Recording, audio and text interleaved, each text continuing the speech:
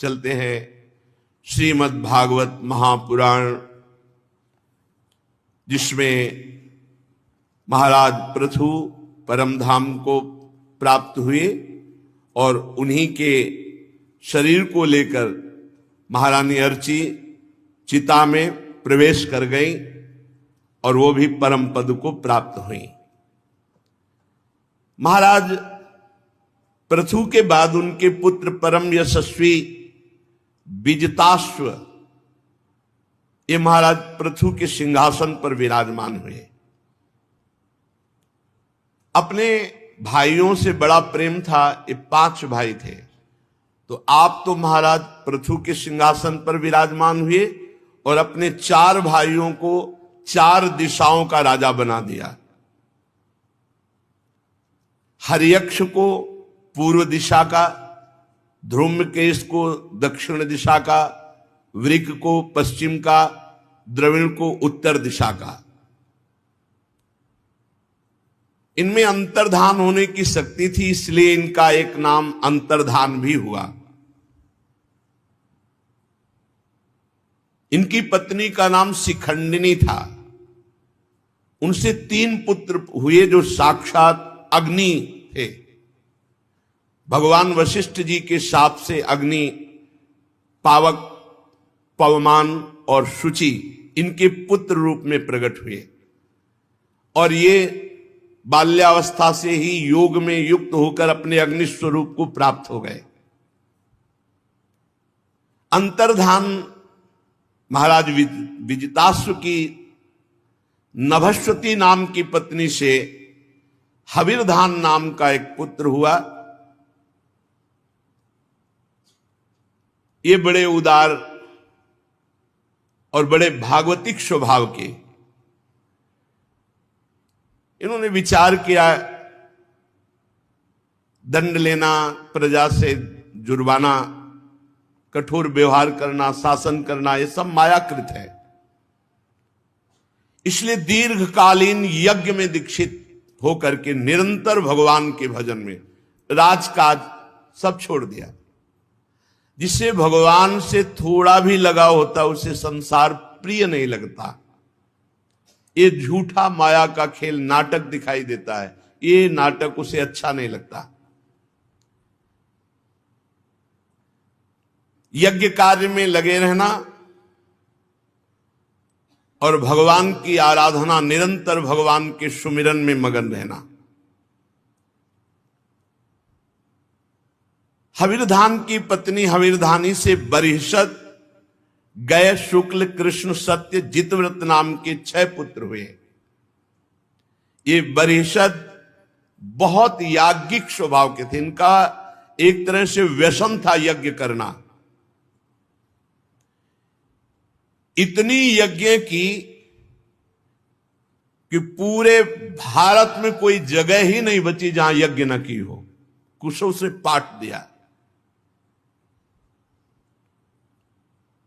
अग्रभाग की ओर फैलाए हुए कुशों से पूरी भूमि नप गई, इतनी यज्ञ की। इनका नाम पड़ा प्राचीन बर्हि। बरिहसद को ही प्राचीन बर्हि कहते हैं। प्राचीन बर्हि जी ने ब्रह्मा जी के कहने से समुद्र की कन्या सतद्रुति से विवाह किया। ये सर्वांग सुंदरी थी, इतनी सुंदर थी कि जब ये भावने देने के लिए आई तो अग्नि प्रज्वलित की जाती तो अग्नि देवता मोहित हो गए और प्रगट में जैसे जैसे भावरे घूमती वैसे दर्शन करते, इतनी सुंदर थी। सतद्रुति के गर्भ से प्राचीन बर्हि के प्रचेता नाम के 10 पुत्र प्रकट हुए। ये बड़े महाभागवत हुए। ये 10 का नाम एक ही रखा गया, प्रचेता। और 10 एक ही स्वभाव, एक ही आचरण वाले थे। इनको पिता ने आदेश किया कि संतान उत्पन्न करना है, पर उसके पहले तपस्या के द्वारा ब्रह्मबोध प्राप्त करना है। पहले भगवत प्राप्ति, फिर संतान उत्पन्न करना। यहां पूरा जीवन व्यतीत हो जाता है, भगवत प्राप्ति का लक्ष्य ही नहीं बन पाता। पिता ने क्या आदेश किया कि तुम्हें संतान उत्पन्न करना अर्थात गृहस्थी में जाना है, पर पहले जाओ तपस्या करो और भगवत प्राप्त हो, फिर संतान।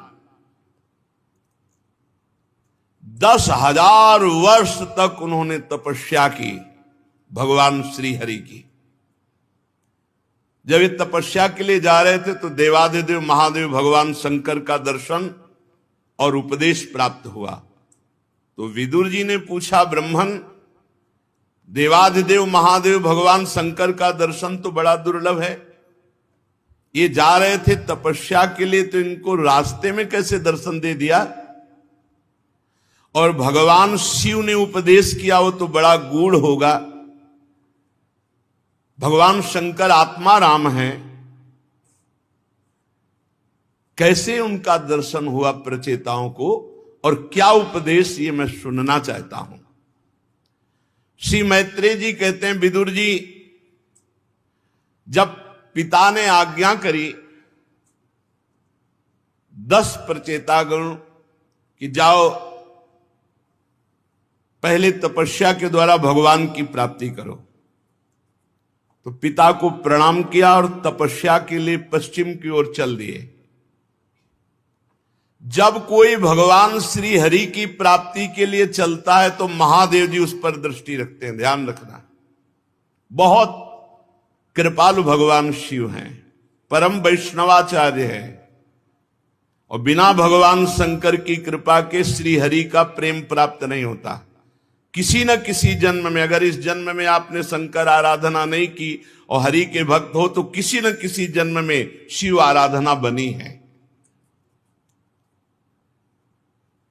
ये तपस्या के लिए जा रहे थे तो रास्ते में देखा एक विशाल सरोवर, बड़ा निर्मल और बड़े रंग बिरंगे जलजीव, मत्स्य आदि, नील कमल, लाल कमल, रात दिन में सायंकाल में खिलने वाले कमल, इंदिवर, बहुत सुंदर सरोवर।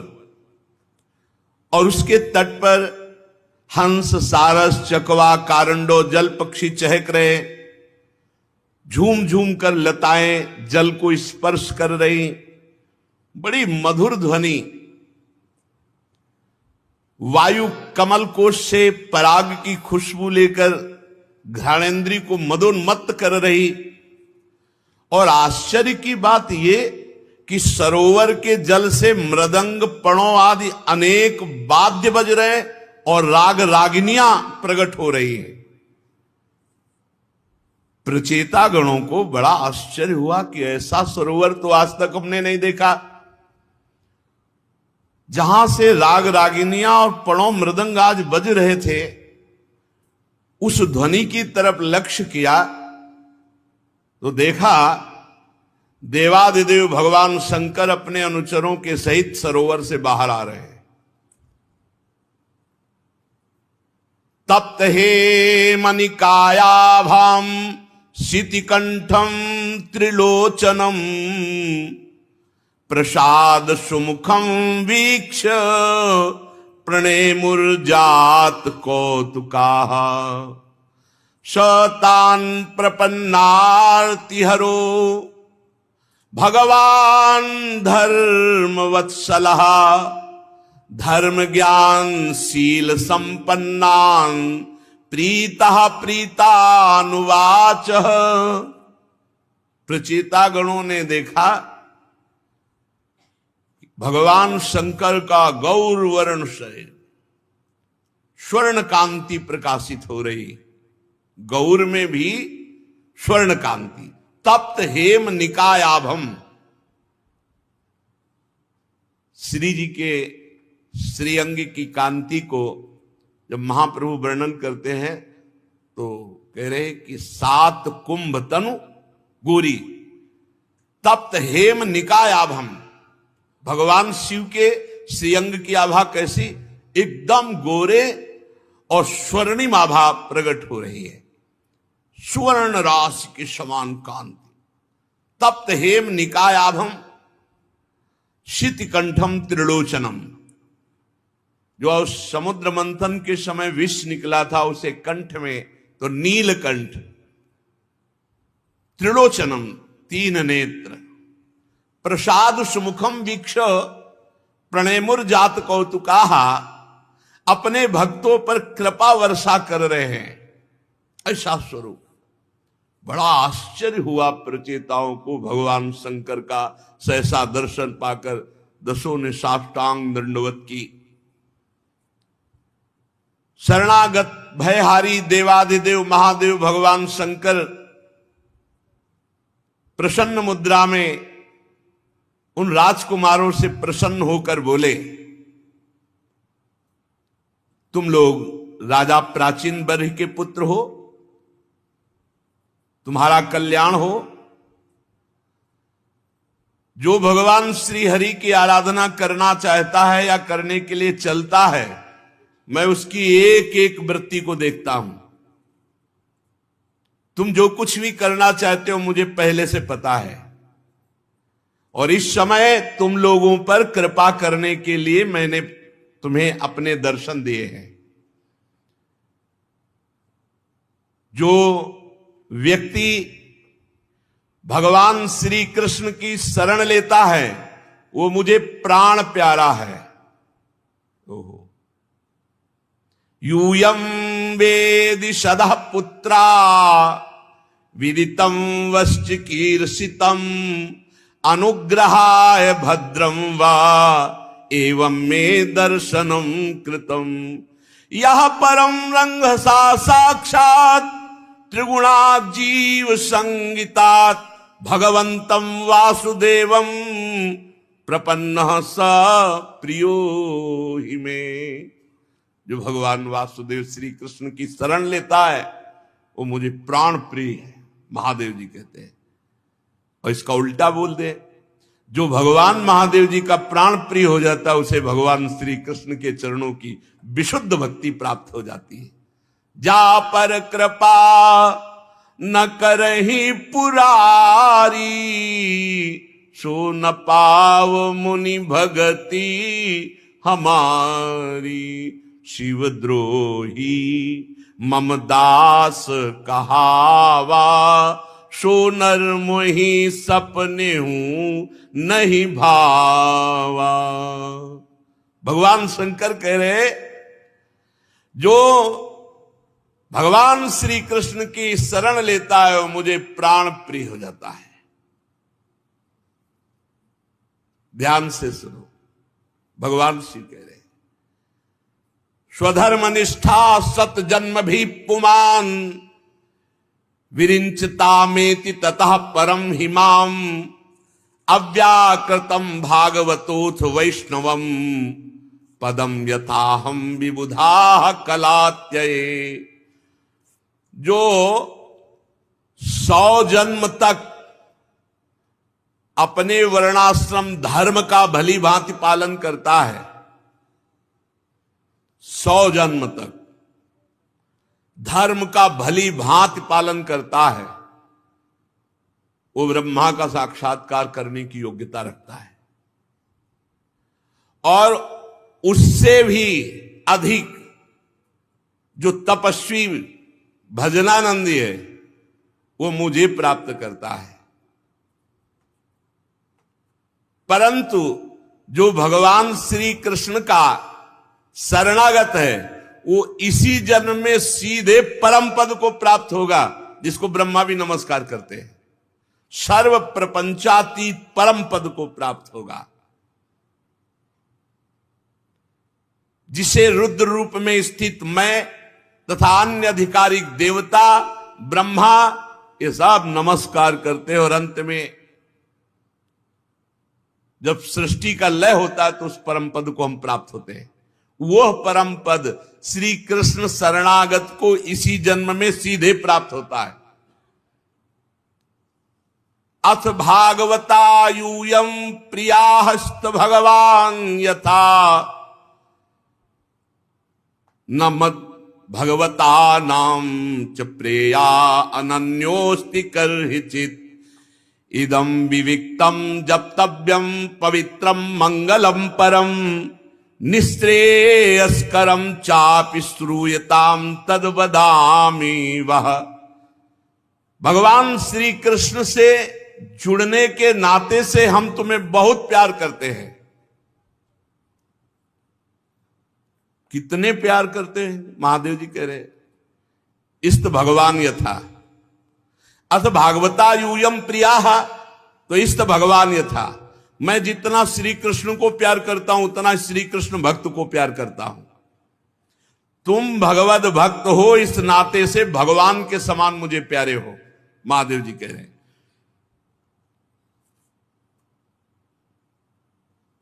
इस प्रकार भगवान के भक्तों को मैं बहुत प्यार करता हूं। भगवान शिव कह रहे हैं अपने आप अहेतु की कृपा से प्यार करते हैं।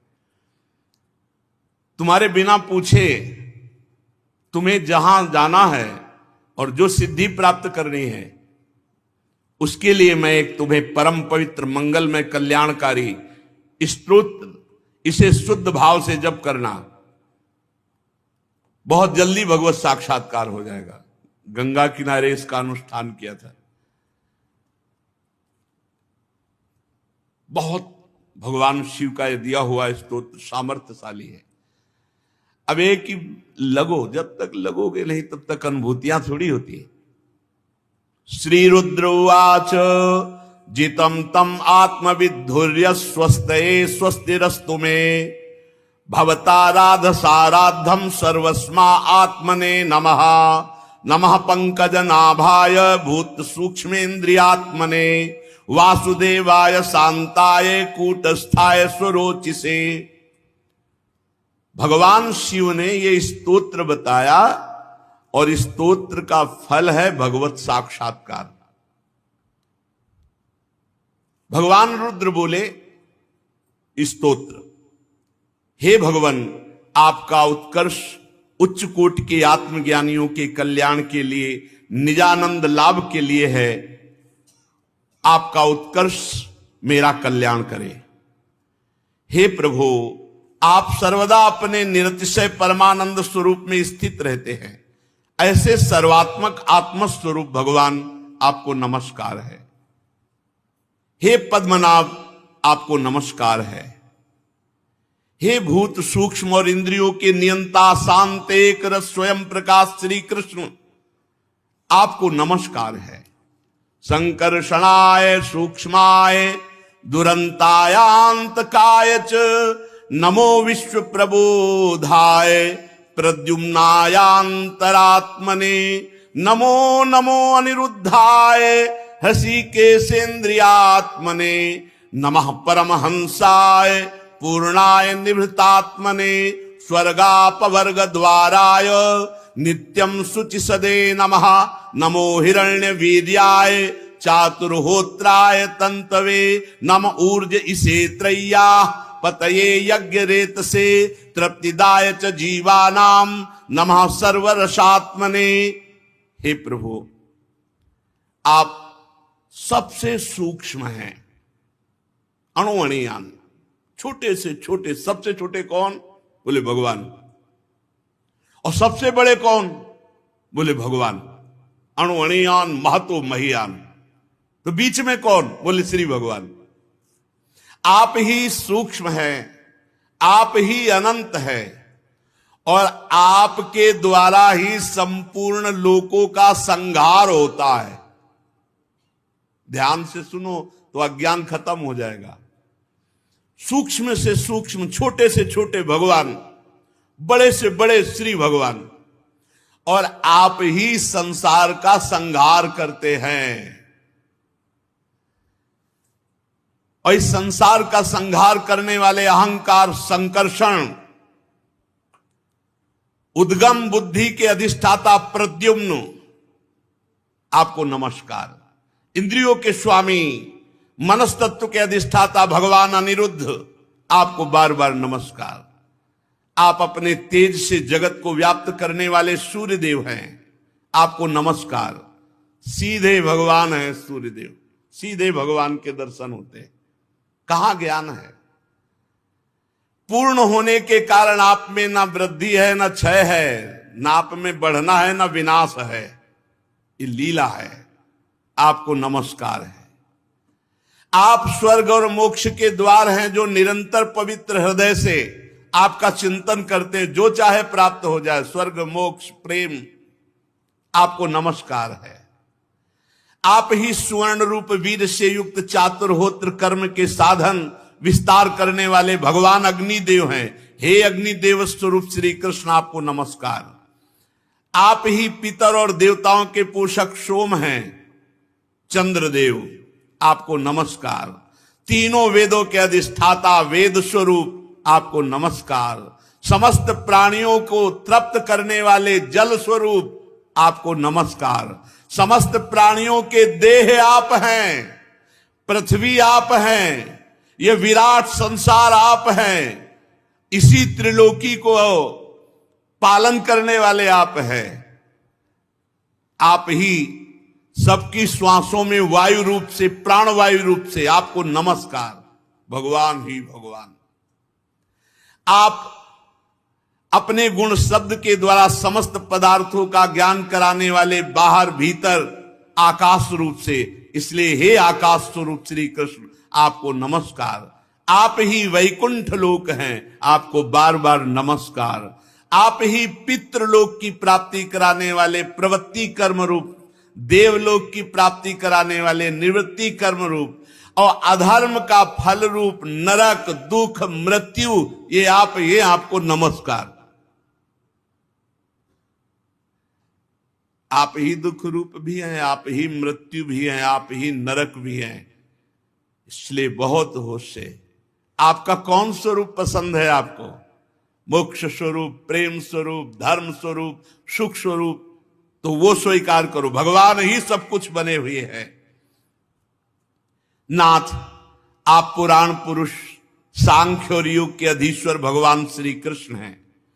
आप सब प्रकार की कामनाओं की पूर्ति करने वाले मंत्र मूर्ति, महान धर्म स्वरूप हैं। आप मंत्रमय हैं। ये जो आप मंत्र ध्यान करते हो, साक्षात भगवान है, साक्षात प्रभु हैं। करो ना ध्यान। ध्यान करते हुए मंत्र जपो, देखो अभी कैसी शक्ति जागृत होती है। आप ज्ञान शक्ति हैं, और आप जिसके हृदय में ज्ञान शक्ति रूप से प्रकट होते हैं, उसको माया कुंठित नहीं कर सकती। वो ज्ञान शक्ति कुंठित नहीं कर सकती। पढ़ लिख के जो ज्ञान है उसे माया अपहरण कर लेगी, लेकिन भजन से जो ज्ञान होगा उसे माया कुंठित नहीं कर सकती। आपको नमस्कार है, नमस्कार है। प्रभु, आप ही कर्ता करण कर्म तीनों को शक्ति प्रदान करने वाले हैं। आप ही भगवान रुद्र हैं, आप ही ज्ञान हैं, आप ही क्रिया रूप हैं, आप ही चार वाणी हैं, परा, पश्चिंती, मध्यमा, वैखरी। ये चार प्रकार की वाणी आप ही हैं। प्रभु, ये हम आपकी विनय कर रहे हैं क्योंकि आपके दर्शन करना चाहते हैं। अतः आपके भक्तजन जिनका पूजन करते हैं, आप अपने निज जनों को प्राण प्यारे हैं। मैं उस रूप को देखना चाहता हूं, आप वो रूप हमें दिखाइए, आप हमें अपने दर्शन दीजिए। आपका वो रूप समस्त इंद्रियों को तृप्त करने वाला है। सुना है कि वो वर्षाकालीन मेघ के समान स्निग्ध श्याम, संपूर्ण सौंदर्यों का सार सर्वस्व है। सुंदर चार विशाल भुजाएं, मनोहर मुखारविंद, कमल दल के समान नेत्र, सुंदर भौहें, सुघड़ नासिका, मनमोहिनी दंत पंक्ति, बहुत चिकने कपोल, मनोहर मुखमंडल, शोभाशाली समान कर्ण युगल। प्रभु, तिरछी चितवन, श्याम वर्ण घुंघराली अलके, कमल कुसुम के केसर के समान फहराता हुआ पीतांबर, झिलमिलाते हुए कुंडल, चमचमाते हुए मुकुट, कंकण, हार, नूपुर, मेखला, बनवाला, कौस्तुभ मणि, अपूर्व शोभा। ऐसा सुना है आपका रूप, और वो मैं देखना चाहता हूं। हे भक्तों के भय का अपहरण करने वाले, हे जगत गुरु, अज्ञानवृत प्राणियों को अपनी प्राप्ति का मार्ग बताने वाले, आप हमारा भाव स्वीकार करें और हमें साक्षात दर्शन दें। प्रभु, जो अपनी चित्त की शुद्धि की अभिलाषा करने वाले पुरुष हैं, उनको चाहिए कि आपके इसी रूप का ध्यान करें, इसी रूप का आश्रय लें, इसी रूप की भक्ति करें, अर्थात श्री कृष्ण श्री हरि रूप। बहुत जल्दी चित्त शुद्ध हो जाएगा और प्रभु आप अभय करने वाले उसको अपना दर्शन देंगे। भूल मत करना, आप जैसा सोचोगे वैसे ही आपको अनुभव होगा। ये यथा माम प्रपद्यन्ते तास तथैव भजाम्यहम्। और शास्त्र कहता है जब आप भक्ति करोगे, देखो थोड़ा भाव से देखना, आप जितनी भक्ति करते हो, क्या आपके भाव देश में वैसे भगवान दिखाई देते हैं? हम जो पूछ रहे हैं उसको आप समझ रहे हैं? आप देखो, आंख बंद करो या आंख खोल करके आप जितनी सामर्थ्य रखते हैं भाव की, आपको वैसे प्रभु झलकते नजर आते हैं कि नहीं? आते हैं कि नहीं? आप देख लो, पता नहीं, देख लो आप। अगर विषय चिंतन बहुत होता है तो फिर ये नहीं आएगा जो हम कह रहे हैं। अगर बहुत गाढ़ चिंतन करते हो तो आपके सामने अभी दिखाई देंगे। यत किंचित, जैसा आप भाव करते हैं वैसे ऐसे ही सामने प्रकट हो जाते हैं। जब गाढ़ चिंतन प्रभु का होता है, संसार शरीर का चिंतन भूलने लगते हैं, वैसे ही भगवान छाने लगते हैं। भगवान का ये रूप अभय कर देने वाला है, सदा सदा के लिए मन चोर रूप है, ये मन को चुरा लेते हैं। प्रभु बड़े बड़े देवताओं के लिए भी दुर्लभ है आपकी भक्ति, आपका भजन। देवता नहीं कर सकते, ये मानव देह से ही हो सकता है। सत्पुरुषों के लिए भी दुर्लभ अनन्य भक्ति से भगवान को प्रसन्न करके, जिनकी प्रसन्नता किसी अन्य साधन से नहीं, अनन्य भक्ति से होती है। ऐसा कौन होगा जो भगवान का प्रेम छोड़कर उससे विषय मांगे? अनन्य भक्ति के बदले में प्रेम छोड़ करके और कोई विषय मांगे, कितना दुर्भाग्य होगा जो भगवान से विषय मांगे। प्रभु, ये त्रिभुवन के विषय तो जिस समय आपकी भ्रकुटी टेढ़ी होती, उसी समय काल संहार कर डालता है। आपके चरणों की शरण में गए हुए प्राणी पर काल का अधिकार नहीं होता। समुझ जाए शरण ते डरत ना काल डर। प्रभु, आपके प्रेमी भक्तों का यदि आधे क्षण के लिए समागम हो जाए,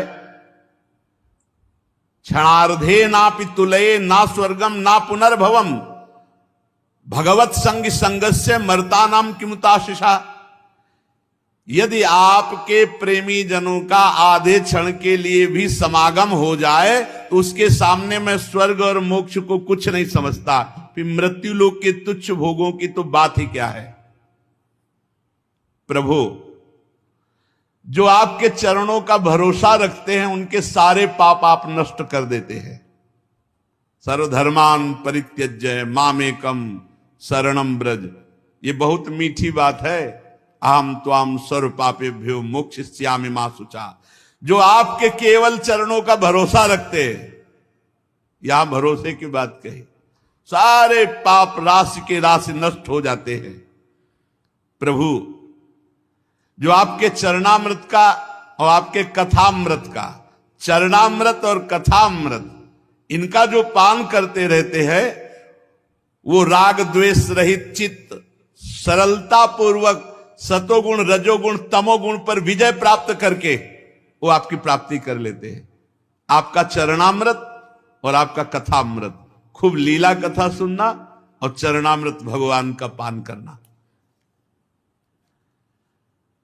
जिन साधक का चित्त भक्ति योग से अनुग्रहित एवं विशुद्ध होकर ये भगवत प्राप्त होने की स्थिति का वर्णन है इसमें।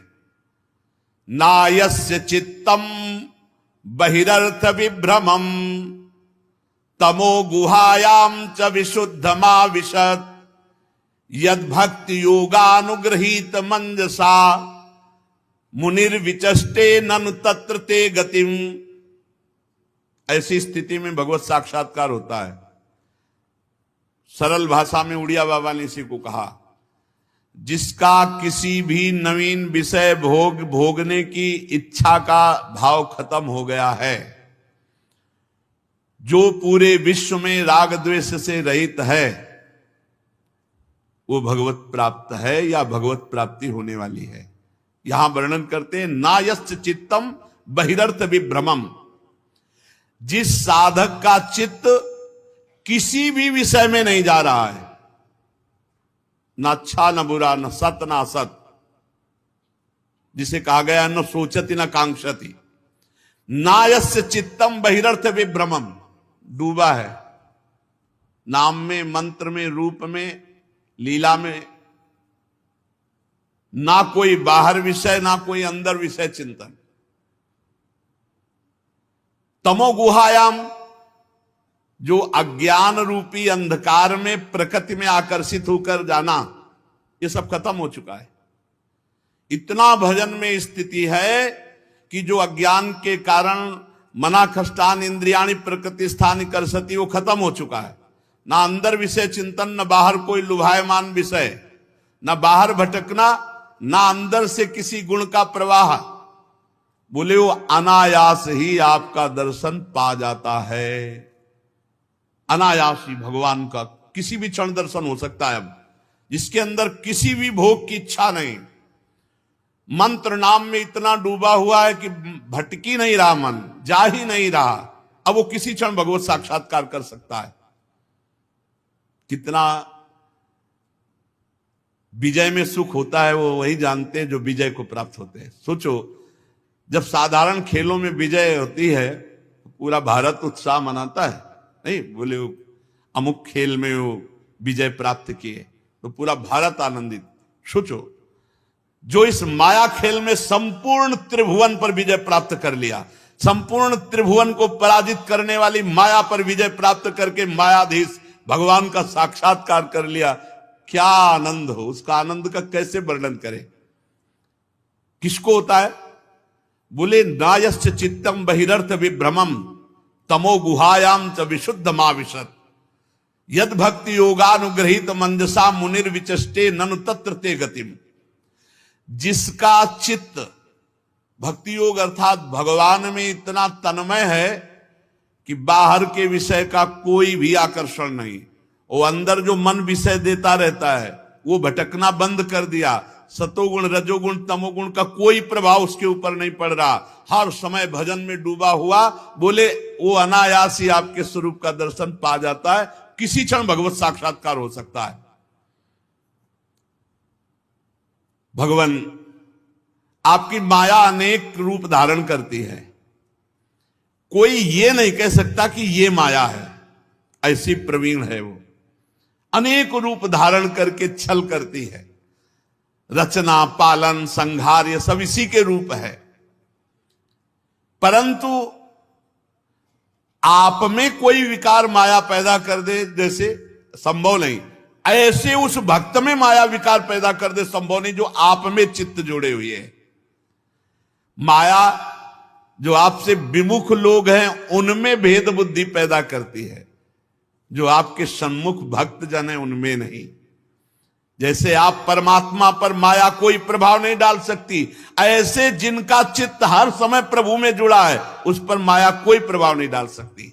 जैसे आप परम स्वतंत्र हैं वैसे ही वो भी भक्त परम स्वतंत्र हो जाता है।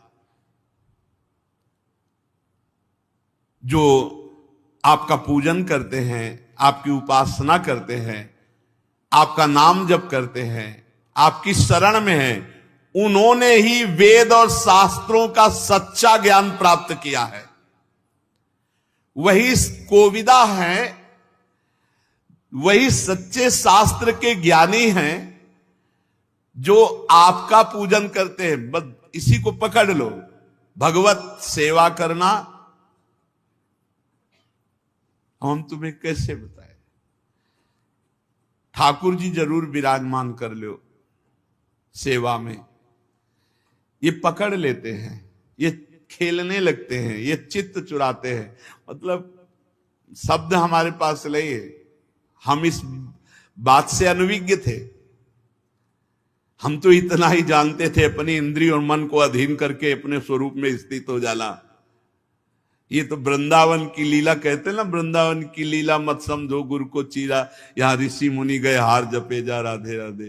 अरे गजब की ठाकुर की लीलाएं हैं, गजब की आश्चर्यमयी लीलाएं हैं। हम ये कहते, सबसे प्रार्थना करते हैं कि जरूर चाहे छोटे ही श्री विग्रह युगल सरकार के जरूर विराजमान करो, जरूर उनको श्रृंगारित करो, जरूर उनको दुलार करो। अगर ऐसे 4 पत्ते की टहनी भी लेकर ऐसे उनको श्रृंगारित कर दोगे ना, वो रीझ जाएंगे। बहुत रिझवार ठाकुर, सेवा जरूर कर। देखो यहां जो पुरुष शीघ्र सिद्धि प्राप्त करना चाहता है, सिद्धि का तात्पर्य तो भगवत प्राप्ति, वह भगवान के श्रीअंग का पूजन, सेवा, नाम जप, भगवान की शरण। तो वेदे च तंत्रे च त एव कोविदाहा, बोले शास्त्र में, तंत्र शास्त्र में, वेद में जो रहस्य है वो सच्चा ज्ञानी है, वो जान गया यही रहस्य है। भगवान का पूजन करना, भगवान की आराधना करना, नाम जप करना, उनको पद सुनाना, उनको दुलार करना। अरे पूछो मत, बस शब्द नहीं है। हम इतना कहते हैं कि सेवा जरूर करो, जरूर सेवा करो, जरूर सेवा करो। छोटी सी सेवा को बहुत करके मानते हैं और फिर ये चित्त में सवार हो जाते हैं। फिर ये जो कितना दुलार होता है जब वो कहते हैं कि हमें ये दो, कैसा लगेगा जब प्रभु आपसे कहे हमें ये पहनाओ, हमें ये पवाओ, हमको वहां घुमाओ, कैसा लगेगा आपको? रोना आएगा, रोना आएगा। आप जब आपसे बात करेंगे तो आपको पता चलेगा, और बात तब करेंगे जब आप किसी से बात नहीं करोगे, केवल उन्हीं से बात करोगे, उन्हीं का श्रृंगार करोगे, उन्हीं को देखोगे तो बात करने लगेंगे। अनन्य भक्ति। प्रभु इस सृष्टि की पूर्व माया आपकी ही शक्ति से सोई रहती है, आपकी ही शक्ति से जगती है, और आपकी शक्ति से ही सब कुछ रच देती है। ये आपकी शक्ति है। प्रभु आप अपनी माया को स्वीकार करके ही जरायु, जंडक, स्वेदज, उद्भिद, 4 प्रकार के 84 लाख योनियों के रूप में आप ही प्रकट होते हैं। खुला लिखा हुआ है, हमारे दिखाई नहीं दे रहा, वही है प्रभु। इन शरीर और इंद्रियों में रहकर तुच्छ विषय को जो भोगता है, वो अंश या पुरुष जो जीव कहलाता है, वो आप ही है। बस यही समझना है, यही समझना है। भूल गए हम। प्रभु को दोष देने के लिए बहुत जन आते हैं, भगवान ने ऐसा क्यों किया, भगवान ने ऐसा क्यों रचा। अरे बावरे, तू कौन है? देख तू कौन है। जब देखेगा तो सारे प्रश्न समाप्त हो जाएंगे। ब्रह्म भूता प्रसन्नात्मा न सोचति न कांक्षति। प्रभु जैसे वायु अपने असहनीय प्रचंड झोंकों से मेघों को तितर बितर करके नष्ट कर डालती है, ऐसे ही माया का प्रबल वेग मोह ग्रस्त करके जीव को प्रमादवश दौड़ाए है। ये कार्य करना, ये करना, ये कर लिया, ये करूंगा, ऐसा हो जाएगा। प्रचंड झोंका माया का चैन नहीं लेने देता। और जब भगवान की कृपा हो जाती है, माया हटती, तो गोस्वामी जी कह रहे, जाकी कृपा लवलेश ते मतिमंद तुलसीदास पायो परम विश्राम। काम मिट गया, कामना मिट गई, वासना मिट गई, कितनी अपार शांति। जब तक आपका भजन नहीं, तब तक लोभ और विषय भोगने की लालसा ये मिट नहीं सकती। लोभ भोगने का, वस्तुओं का संग्रह करने का, रुपया पैसा मान प्रतिष्ठा नाम कीर्ति, विषयों की लालसा और लोभ ये मिट नहीं सकता। और वो पूरा जीवन विषयी पुरुष इसी में व्यतीत करता है, और आप काल रूप से उसको नष्ट कर देते हैं। वो जान नहीं पाता। जो आपकी अवहेलना करते हैं, वो अपनी आयु को व्यर्थ नष्ट करते हैं। ए नाम जप न छूटे, नाम पकड़ लो, नहीं तो पूरा जीवन व्यर्थ चला जाएगा। प्रभु ये काल आपका अंश है, किसी को नहीं बख्शता, हमारे पिता ब्रह्मा को भी नहीं, स्वयंभू को नहीं, कोई भी ऐसा नहीं जिसको काल चाट ना जाए। एक बात है बस, श्रद्धा से जितना जीवन अब बचा है, नाम जब, भगवत कथा सुनो, भगवत सेवा करो। अगर शरीर में थोड़ी भी सामर्थ्य हो तो ठाकुर सेवा जरूर विराजमान कर लो। जिसके कोई नहीं होंगे उनकी ये सेवा स्वयं करने लगते, स्वयं सेवा करने लगते हैं।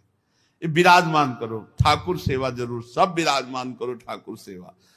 कुछ ना होए तो एक तुलसी दल चरणों में चढ़ा दो, वृंदावन का कोई पत्ता लाके ऐसे 2-4 पत्ते से, उसी में हमारे ठाकुर, वृंदावन के ठाकुर बहुत जल्दी रिझवार ठाकुर है, और जो आप पाओ भोग लगा दो। बहुत सरल सेवा है। अच्छा, यहां कोई मंत्रों वाली है नहीं सेवा कि हमें तो मंत्र नहीं आते, हमें भोग लगाने के मंत्र कुछ नहीं, राधा राधा राधा, पूरी सेवा इसी से कर लो। यहां भाव की, भावोत्सवेन भजताम रस काम धेनु, कर्माबाई पद्धति से खिचड़ी पवाती थी क्या? सब पद्धति अलग, भाव की पद्धति अलग। हे ब्रह्मन, ये सारा जगत काल से भयभीत है। हे परमात्मन, जो आपकी शरण में आ गए वही भय शून्य हो जाते हैं। भगवान शिव कह रहे, हे राजकुमारों, ये जो मैंने स्तोत्र कहा, तुम परम पवित्र होकर स्तोत्र का जप करो, बहुत जल्दी भगवत साक्षात्कार हो जाएगा।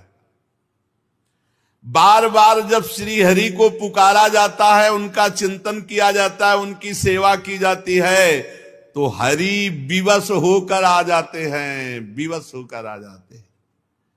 मैंने तुम्हें ये योगादेश नाम का स्तोत्र सुनाया, इसे तुम मनन करना, मुनिव्रत आचरण करते हुए एकाग्रता पूर्वक, आदर पूर्वक इस स्तोत्र का गायन करना।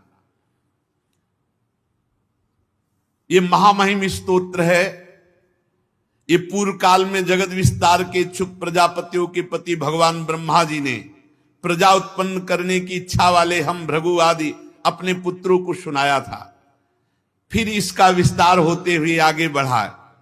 ये हमने गुरु कृपा से इसका अनुष्ठान किया, गंगा किनारे अनुष्ठान किया, बड़े दिव्य अनुभव। बहुत गंगा के किनारे बहुत आनंद आता था, क्योंकि किसी से मिलना जुलना नहीं था, वह रात दिन वो तो जैसे आश्रमों में रुकते थे तो ग्रंथ होते थे, अगर भ्रमण में चल दिए तो भी कोई ग्रंथ पास नहीं होता, फिर तो मंत्राकार वृत्ति। देवी जी की जब जिस समय, क्योंकि शैव उपासना तो दुर्गा सरस्वती का जब अनुष्ठान, तो ये सब दिव्य है, दिव्य। अब अपने लोग समय खान पान व्यर्थ नष्ट कर रहे हैं। अगर अनुष्ठानों में लगे तो अभी दिव्यता, तुम्हें जैसी जैसी योग्यता बढ़ती जाएगी वैसे वैसे आपको दर्शन होने लगेंगे। संत महापुरुषों के दर्शन, दैवी शक्तियों के दर्शन, भगवत दर्शन, ये सब होने लगेंगे। भगवान की आराधना बहुत कठिन है, क्योंकि मन लगता नहीं है, परंतु जो इस स्तोत्र का पाठ करेगा, सुनेगा, तो सुगमता पूर्वक उसका मन भगवान की आराधना में लगने लगेगा। भगवान शिव कह रहे हैं, मेरे द्वारा गाए हुए इस स्तोत्र का जो गान करेगा, श्रवण करेगा, वो जो चाहे प्राप्त कर ले इस स्तोत्र के गायन श्रवण से। जो पुरुष उषा काल, प्रातः काल उठकर श्रद्धा पूर्वक हाथ जोड़कर गाता है या सुनता है, वो इस स्तोत्र के प्रभाव से कर्म बंधन से मुक्त होकर भगवान को प्राप्त करता है। हे राजकुमारों, मैंने तुम्हें परम पुरुष परमात्मा का स्तोत्र सुनाया, एकाग्र चित्त से तुम तपस्या करो, तप पूर्वक इस स्तोत्र का गायन करो। भगवान शंकर प्रचेताओं को उपदेश अभी दिए और तत्काल अंतर्धान हो गए। ना वो सरोवर, ना वो कोई पशु वहां पक्षी, ना कोई संगीत, न राग, कुछ नहीं, सब खत्म। वो भगवान शिव ने प्रकट किया था। प्रणाम किए उस दिशा को और समुद्र में जाकर के भगवान रुद्र के बताए हुए इस स्तोत्र का 10,000 वर्ष तक जप करते रहे। कलयुग भगवान की जय। 10,000 100 वर्ष की आयु अपनी अगर पूरी आयु, और उसमें बच्चापन तो ऐसे ही चला गया, सोने वाला समय ऐसे ही चला गया। 10,000 वर्ष तक न सोना, न कोई खाना, न पीना, समुद्र के जल में खड़े होकर, तब हरि की जय हो कलयुग की। हम तो कहते जय हो कलयुग की, जो बहुत जल्दी भगवत प्राप्ति कराता है। 10,000 वर्ष तक तपस्या में, और इधर उनके पिता जो प्राचीन बर्री थे, वो यज्ञ में जब कोई किसी भी तरह से भगवत आराधना करता है तो उसको पूर्ण करने के लिए महापुरुषों का सानिध्य मिलता है। आत्मविद्या विशारद परम कृपालु नारद जी ने देखा कि ये तो केवल यज्ञ स्वाहा स्वाहा, तो उनका राजन इतनी यज्ञ कर डाली कि कोई भारत में भूमि ही नहीं बकाया रह गई, क्या फल चाहते हो? दुख के आत्यंतिक नाश और परमानंद की प्राप्ति कर्मों से नहीं मिलती। राजा ने कहा, प्राचीन बर्री जिनके पुत्र अभी तपस्या में 10,000 वर्ष तक, ये यज्ञ में, उन्होंने कहा मेरी बुद्धि तो कर्म में ऐसी फंस गई है कि मुझे लगता है इसके सिवा और मैं कुछ कर नहीं सकता, यज्ञ के सिवा। और आप कहते कर्मों से दुख के आत्यंतिक नाश और परमानंद की प्राप्ति नहीं होती, तो कैसे होती परमानंद की प्राप्ति? क्योंकि हम तो गृहस्थ में पुत्र, स्त्री, धन, यज्ञ आदि करके यही परम पुरुषार्थ मानते हैं। देवर्षि नारद जी के चरण पकड़ करके प्राचीन बर्ही ने कहा मेरा परम कल्याण कैसे हो, आप उपदेश कीजिए। देवर्षि नारद ने कहा उपदेश तो बाद के, पहले आकाश में देखो। देखो तुमने इन जो यज्ञों में बलि दी है वो सब आकाश में तुम्हारा इंतजार कर रहे हैं, और जे भी तुम्हारा शरीर छूटा ये सब तुम्हारी दुर्गति के कारण बने, ये सब तुम्हें भयानक पीड़ा देंगे। ये मत समझो कि तुम्हें भगवान की प्राप्ति हो जाएगी। जो तुमने इन जीवों को कष्ट दिया है ये सब लोहे के सींगों से युक्त तुम्हें छेद छेद कर मारेंगे, ये तुम्हें बहुत कष्ट देंगे। सुनो, यहां जो भी कर्म किया जाता है उसका दंड मिलता है, फल मिलता है। तुमने इन जीवों को मारा, शिकार में जीवों को मारा, ये सब तुम्हें मारेंगे। आकाश में देखो। सुनो, मैं एक तुम्हें चरित्र सुनाता हूं, जिस चरित्र का नाम है पुरंजनोपाख्यान, पुरंजन चरित्र। सावधान होकर सुनो। पूर्व काल में एक पुरंजन नाम का बड़ा यशस्वी राजा था,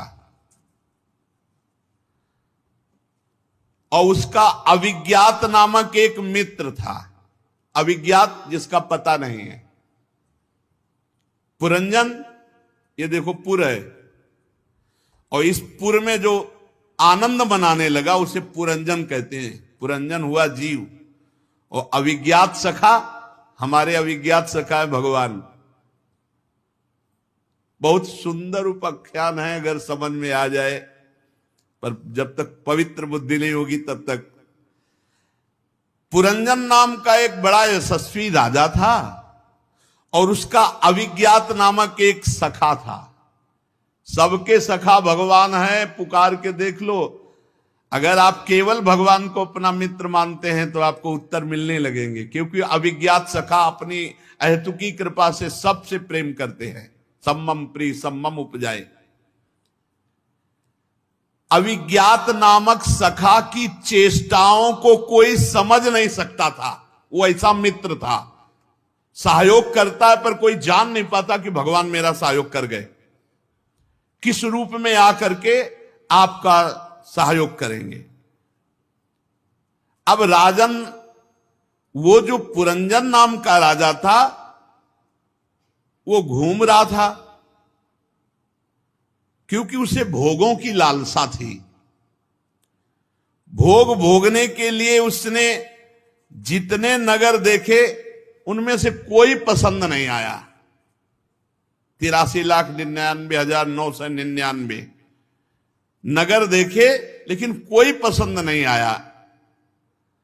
एक दिन उसने हिमालय के दक्षिण तटवर्ती शिखरों पर कर्म भूमि भारत खंड में 9 द्वारों का एक महल देखा, नगर देखा।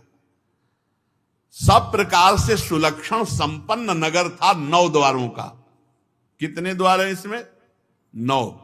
ये पसंद आया पुरंजन को, जीव को ये शरीर पसंद आया।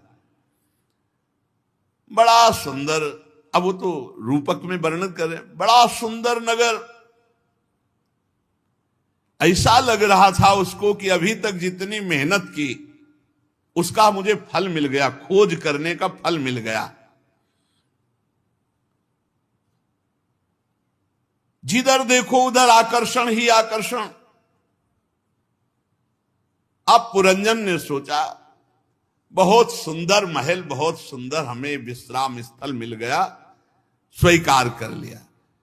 लेकिन जो ही उसमें प्रवेश किया तो एक सुंदरी आती दिखाई दी, और वो अकस्मात उधर से आ रही थी, और उस सुंदरी के साथ 10 सेवक थे, जो प्रत्येक 100 नायिकाओं का पति था, और 5 फण वाला सांप उस 9 द्वार वाले नगर की रक्षा कर रहा था। एक सुंदरी आती दिखाई दी, जिसके साथ 10 बलवान सेवक थे। उन बलवान सेवकों में एक एक के पास 100 पत्नियां। 5 फण वाला सर्प उस नगर की रक्षा करता था। वह सुंदरी नव युवती मानो विवाह के लिए श्रेष्ठ पुरुष को खोज रही थी। बड़ी ही सुंदर, मानो कोई देवी हो साक्षात। नासिका, दंत पंक्ति, कपोल, मुख सब सुंदर, और किशोरावस्था लज्जावश अपने अंचलों को ढकते हुए आगे बढ़ रही थी। 5 फण वाला सर्प रक्षा कर रहा था। 10 महान सेवक उसके साथ थे। अब वो जे ही प्रेम पूर्ण तिरछी चितवन से पुरंजन को देखा तो पुरंजन घायल हो गया। नारी नयन सर जाहि न लागा। चाहे जितना वीर हो, मुस्कुरा के तिरछी चितवन तो सीधे हृदय पे प्रहार होता, बोल भी ना पावे। पुरंजन एकदम आसक्त हो गया और कहा, कमल दल लोचने, तुम कौन हो, किसकी कन्या हो, कहां से आ रही हो, तुम इस पुरी में हो, क्या करना चाहती हो? ये 10 सेवक कौन हैं, और ये बहुत सी सहेलियां तुम्हारे सामने कौन हैं, और ये 5 फण वाला सर्प कौन है? सुंदरी, तुम कौन सी देवी हो? कमला हो तो तुम्हारा क्रीड़ा कमल कहां गया? लज्जा देवी हो, कौन देवी हो? नहीं नहीं, तुम कोई देवी तो हो नहीं, क्योंकि तुम्हारे चरण पृथ्वी का स्पर्श करते हो। देवियों के चरण पृथ्वी का स्पर्श नहीं करते। यदि तुम मानवी हो तो मैं तुम्हें देखकर आसक्त हो गया हूं। मैं बहुत वीर हूं, पराक्रमी हूं, पर तुम्हारे कटाक्ष ने मेरे मन को बेकाबू कर दिया है। इसलिए क्या तुम मुझ पर अपनी कृपा करोगी? शुचिस्मते, मैं तुम्हारे दर्शन से बिक चुका हूं। नारद जी कहते हैं, वीरवर जब राजा पुरंजन ने अधीर होकर, दैन्य होकर याचना की, ये कामदेव ऐसा विचित्र धनुर्धर है कि कोई कितना भी बलवान हो, जब ये बाण संधान कर देता है तो घुटने के बल हो जाता है। वो पैर छुएगा, हाथ जोड़ेगा, विनय करेगा, जैसा चाहे वैसा। अधीनता। पुरंजन अधीन हो गया उस नवयुवती को देखकर। उस नवयुवती ने कहा, नरश्रेष्ठ, मुझे पता नहीं कि मैं कौन हूं। बहुत सुंदर उपाख्यान है। मुझे पता नहीं उत्पन्न करने वाला कौन है। मैं ना अपने को जानती हूं ना दूसरे को जानती हूं। मेरा गोत्र क्या है, कुल क्या है, नाम क्या है, मैं कौन हूं, कहां उत्पन्न हूं, मुझे कुछ पता नहीं। बस इतना देख रहे हो कि मैं इस पुरी में हूं, सामने तुम हो। यह भी मुझे पता नहीं कि पुरी किसने बनाई। प्रियवर, ये मेरे सखा और मेरी सहेलियां हैं और ये सर्प इस पुरी की रक्षा करता है। आप यहां पधारो, आपका मंगल हो और मैं आपको विषय भोगों की इच्छा पूर्ति करती रहूंगी। अपने साथियों के साथ जो भोग कहोगे वो भोग प्रस्तुत करती रहूंगी। अब वो पुरंजन 9 द्वार वाली इस नगरी में बहुत आनंदित हो गया। पुरंजनी ने कहा कि मैं अनन्य हूं, आपको छोड़कर किसी के साथ मैं रमण नहीं करूंगी और मैं बहुत प्रवीण हूं, हर भोग को परोसूंगी आपके पास, जो चाहोगे। अब क्या था, पुरंजन वैसे ही पहली दृष्टि में आसक्त हो गया था, अब तो और आसक्त हो गया।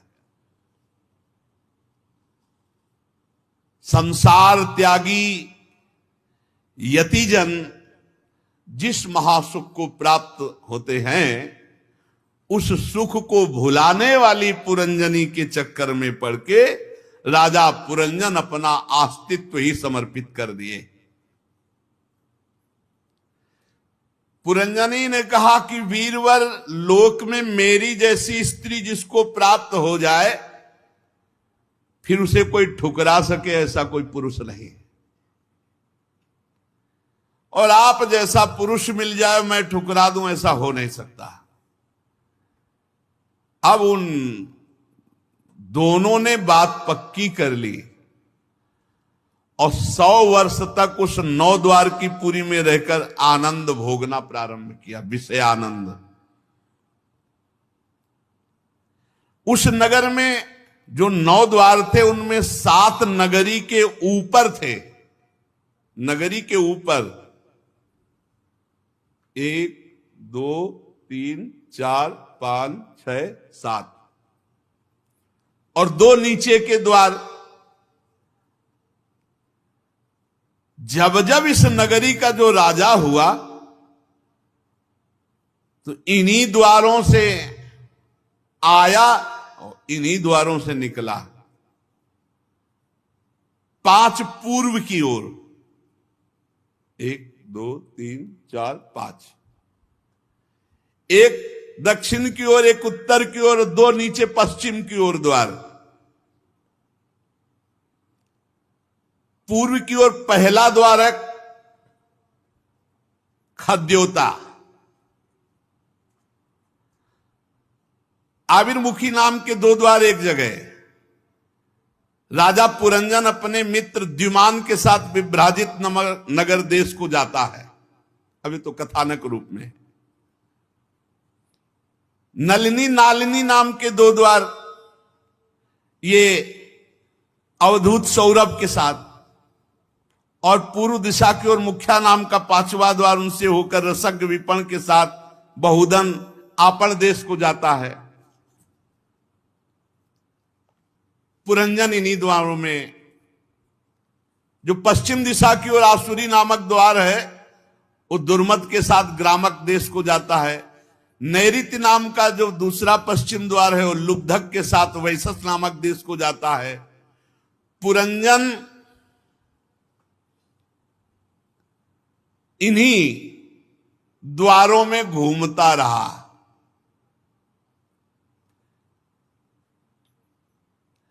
इस नगर के निवासियों में निर्वाक और पेशकृत, ये 2 नागरिक अंधे थे।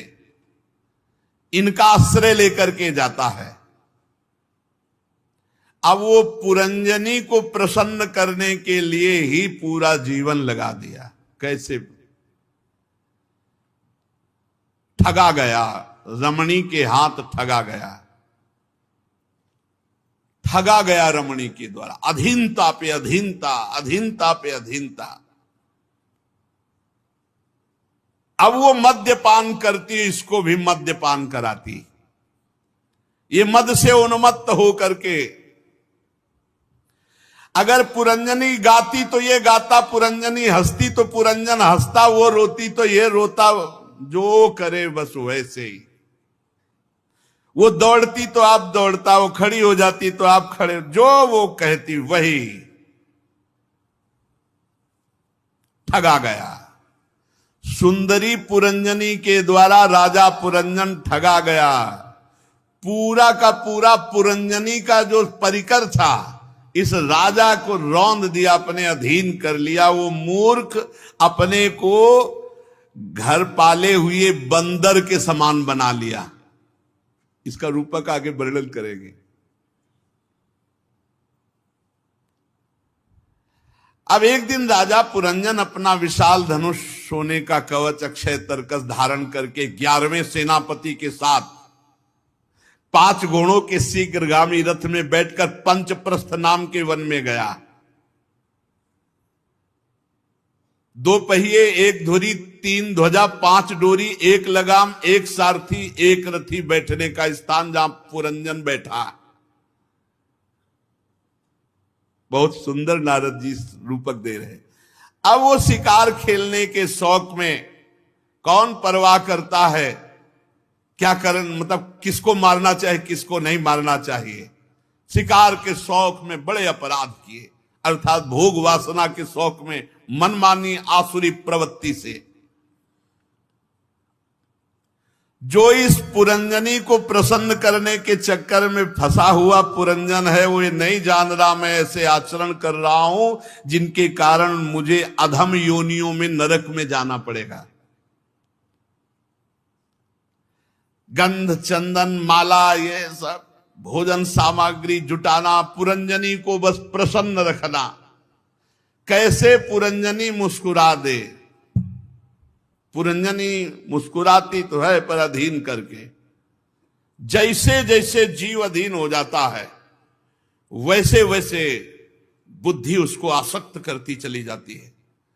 अरे बहुत दुर्दशा है, इस खेल को जान जाए तो जीवन मुक्त अभी हो जाए, भाग पड़ो। ये पुरंजनी का नाटक है। इसमें पुरंजन भोग इच्छा से फंस गया। इच्छा छोड़ दो, पुरंजन कौन है? अविज्ञात सखा पुरंजन दोनों एक हो जाएंगे। जैसे दर्पण हटाओ तो प्रतिबिंब खत्म।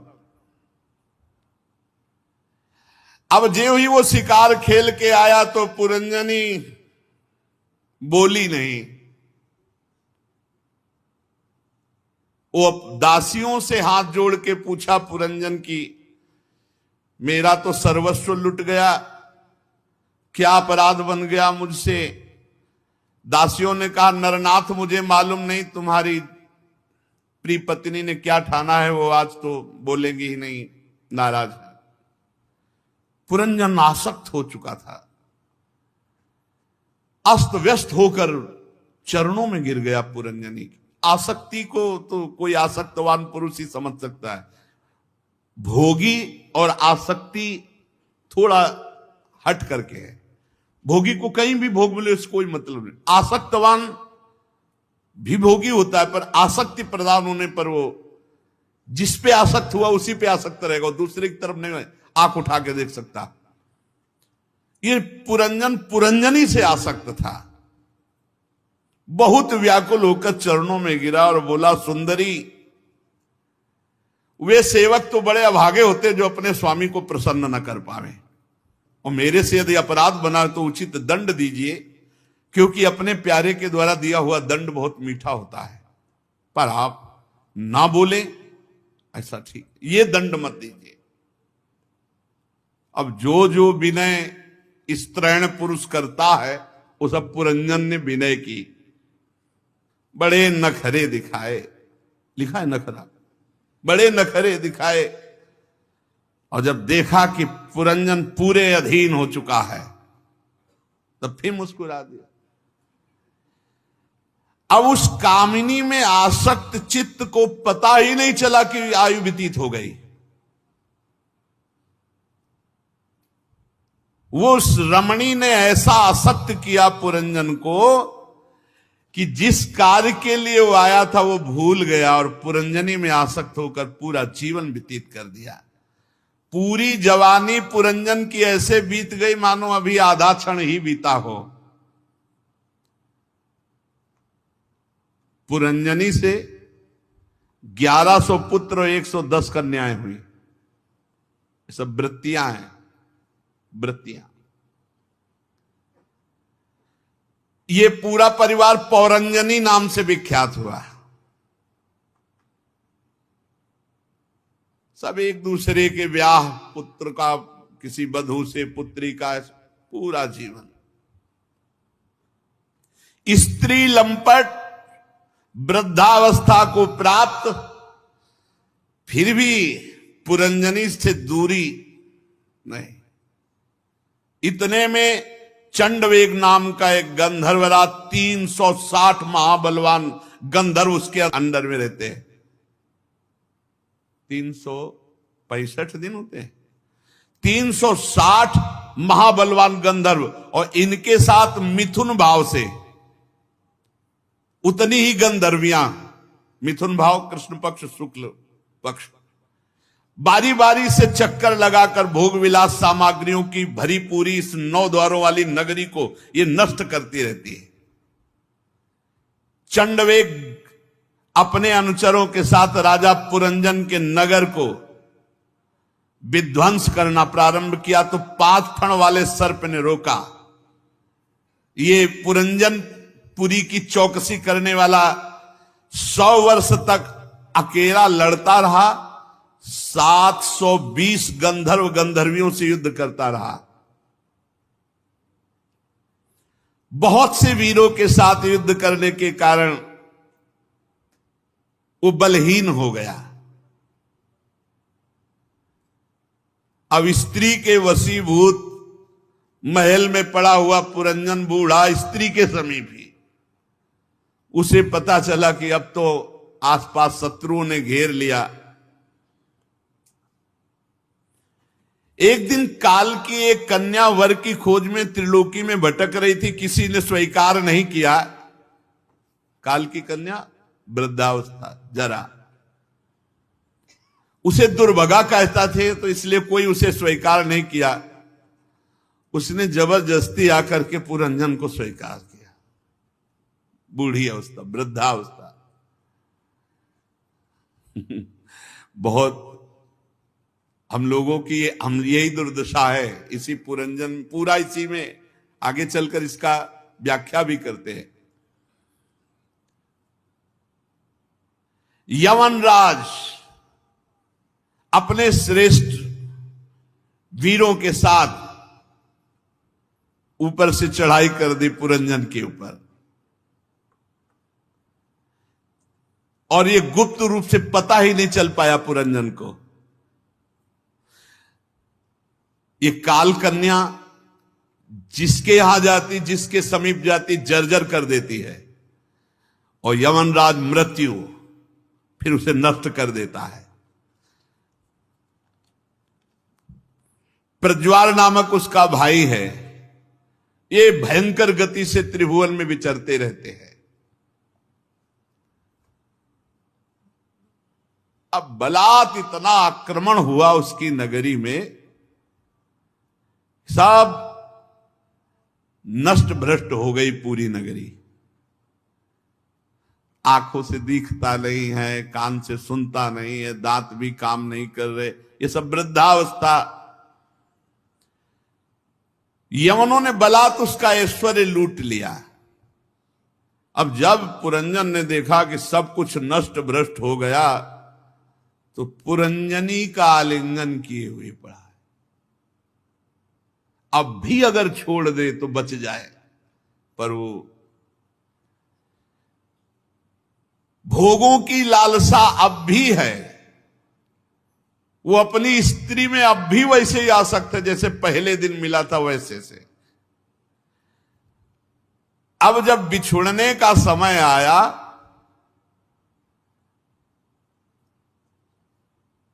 काल, मृत्यु, जरा, इन सब का आक्रमण,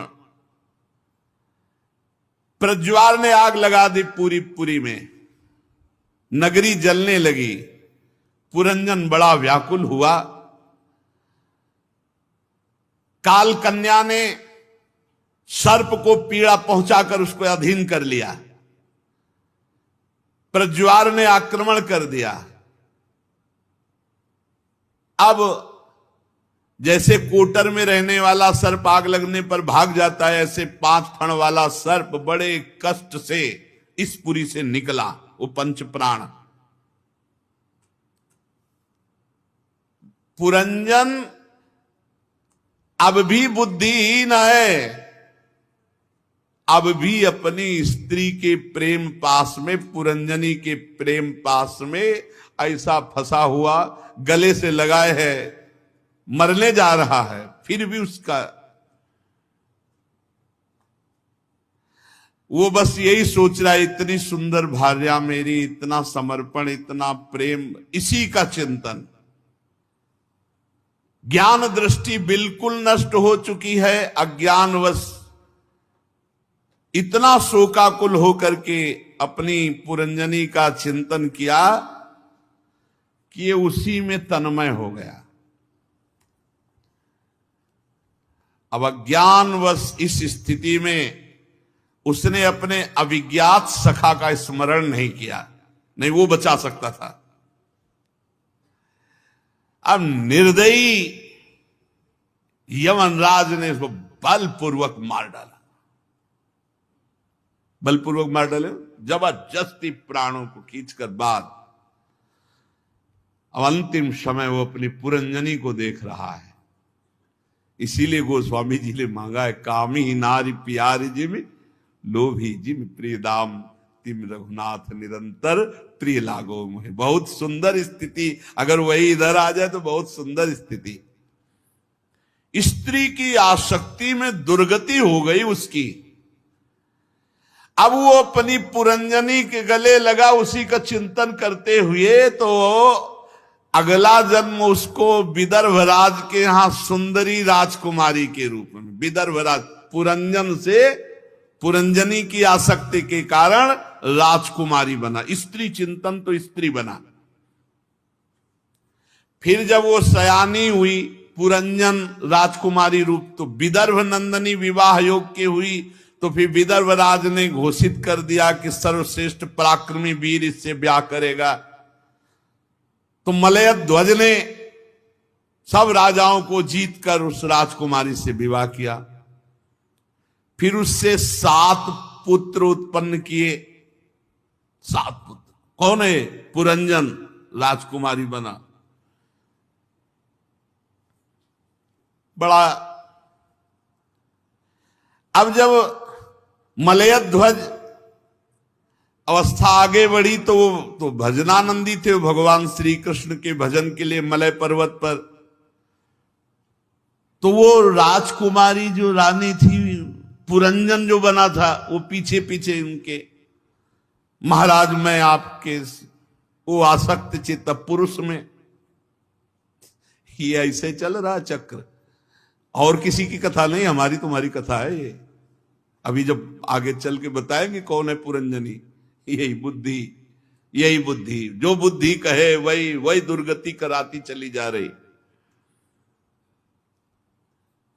अब वो बड़े तपस्या पूर्वक भजन करके मलय ध्वज ने अपने शरीर को छोड़ दिया। अब ये शरीर को पकड़े रो रहे,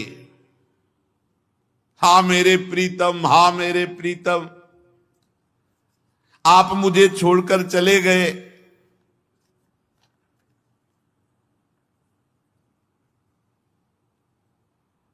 भगवान ने उस समय कृपा की।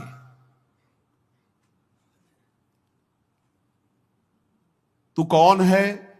किसकी पुत्री है? किसके लिए शोक कर रही है? ब्राह्मण के रूप में भगवान प्रश्न कर रहे हैं। ये सोया हुआ पुरुष कौन है? बता सकती हो? और मेरी तरफ देखो, मैं तुम्हारा अविज्ञात मित्र हूं। हम तुम एक साथ खेलते हैं, लेकिन तुम हमें भूल गए हो, हम तुम्हें नहीं भूले। सखा मेरी याद कर, मैं तुम्हारा अविज्ञात नामक सखा हूं। तू भोगों में भूल करके मेरा विस्मरण कर दिया, लेकिन मैंने तेरा विस्मरण नहीं किया। मैं आज भी तुझे याद कराने के लिए तेरे पीछे खड़ा हूं। देख तू, हम दोनों हंस हैं, यही बात है। शास्त्रों वर्ष हम दोनों एक ही होकर रहे हैं। बड़ा गूढ़ वचन है।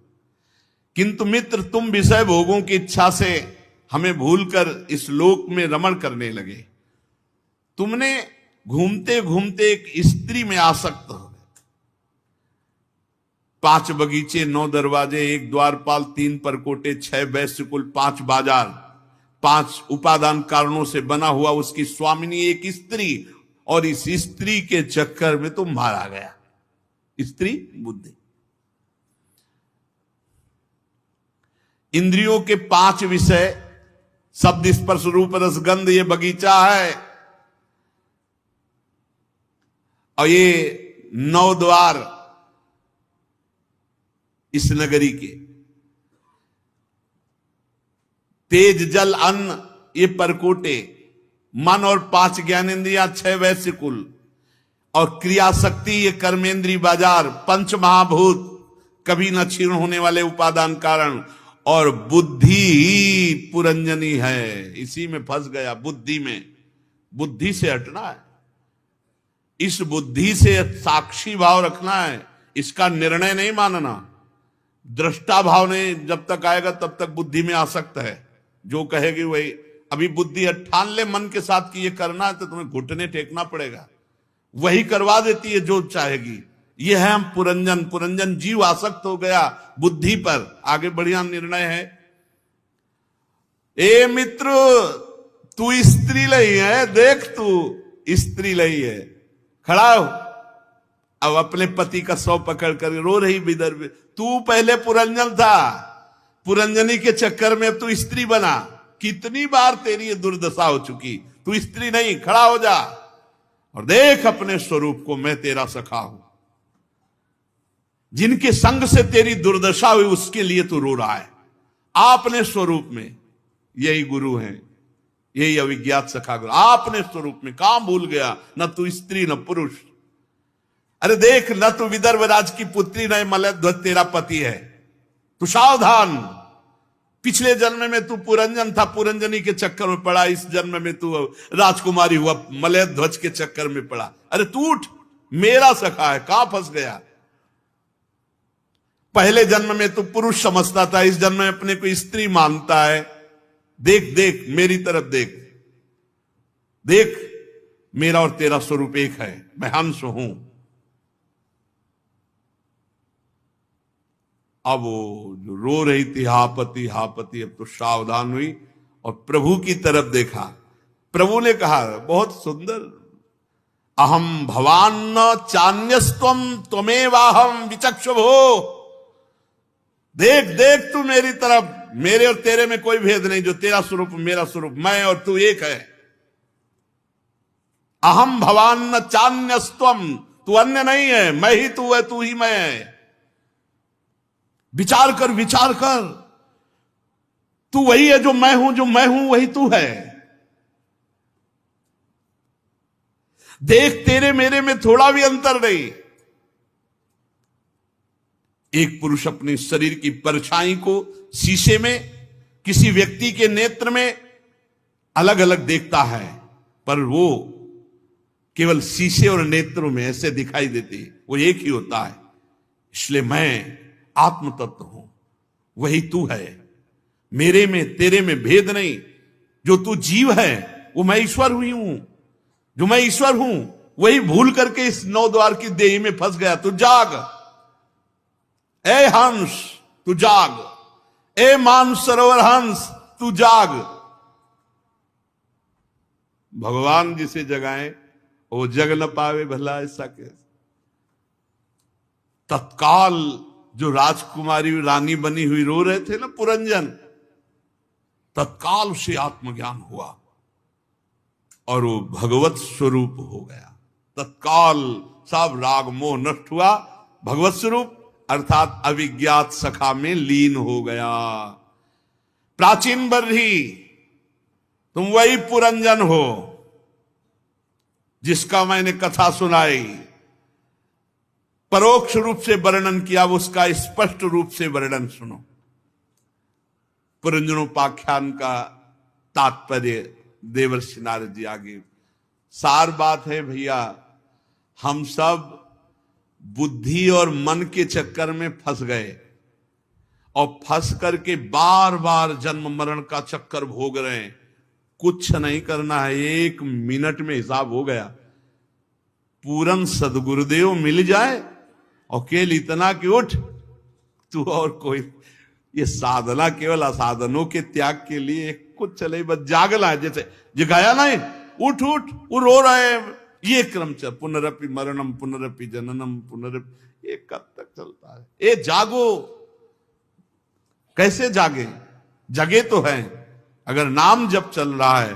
और सावधानी से देखो कि बुद्धि अगर हमको भोगों की तरफ ले जा रही है तो हमारी दुर्गति कराने वाली है। हम दृष्टा भाव से रहें, साक्षी भाव से रहें, इससे लड़ें, इसके अनुकूल न बन जाए, घुटने न टेक दें।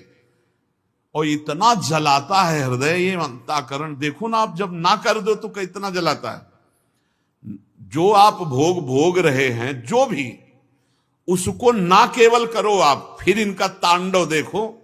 मन और जब बुद्धि खिलाफ हो जाए ना तुम्हारे, फिर देखो तुम बार बार समझे नहीं आता, करें तो क्या, तो समझ में क्या फिर आता, फिर घुटने टेकने पड़ते। हाँ बताओ, बोले हमको ये खाना है, लाते हैं, अभी लाते हैं, ये दिखाओ, ये दिखा देते हैं।